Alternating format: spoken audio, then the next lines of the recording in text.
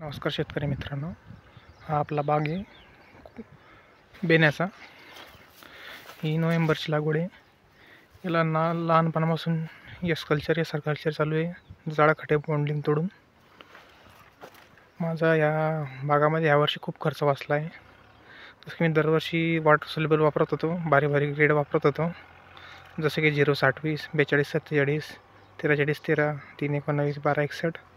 यावर्षी एक पण मी अशी ग्रेड दिलेली नाही, फक्त जाळखते बॉन्डिंग तोडून 24-24-0 DAP 10-26 असं देतो या बागाला. तरी जिथे 10 किलो द्यायचं तिथे 5 किलो देतो आहे मी. हे बघा, तरी पण बुंदा कसा आहे केडीचा बुंदा पण एकदम छान आहे आणि ग्रोथ पण एकदम आहे. जिथे 10 किलो DAP द्यायला हवं तिथे मी 5 किलो देतो आहे हजारी. 5 kilo DAP, 5 kilo potash, 5 kilo urea. दर आपल्याला 6,000 डोस चालू आहे आपला या सर्कल्चरमध्ये टाकून. आणि यावर्षी फॉस्फेरिक बिलकुल वापरला नाही मी, फक्त 1-2 वेळेस वापरला असेल तेवढंच काय बस. आणि फॉस्फेरिक वापरणं बंदच केलं आहे. बॉन्डिंग तोडण्यासाठी मी या सर्कल्चरच वापरतो आहे.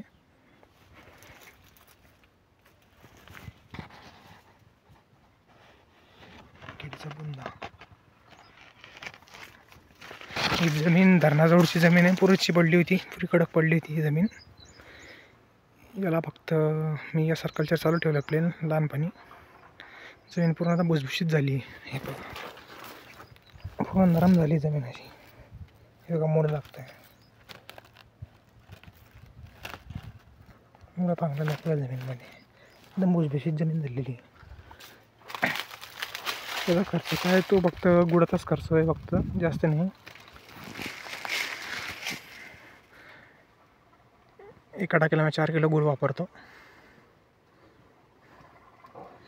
फक्त गुळ.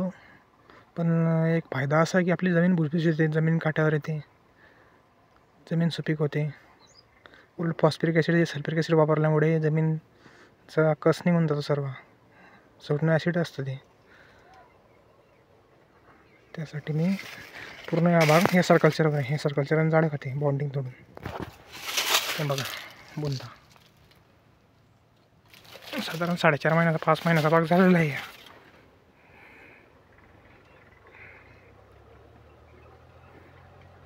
धन्यवाद.